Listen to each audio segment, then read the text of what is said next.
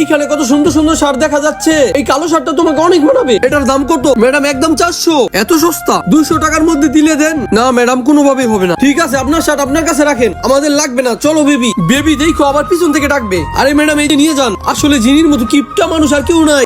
যখন আপনি দিবেন তাহলে প্রথমেই দিতে পারতেন। প্রিন্স, তোমার এত খারাপ সময় এসে গেল যে তুমি ফুটপাত থেকে এত কম দামে জিনিস কিনছো। আরে তুমি কি জানো আমার জান আমাকে কালকে বড় একটা অনুষ্ঠানে নিয়ে যাবে, যেখানে শুধু বড় বড় লোকরাই যায়। তাহলে তো কালকে আমিও আমার জিনিকে নিয়ে যাব। আমরা অপেক্ষায় রইলাম কালকে তোমাদের।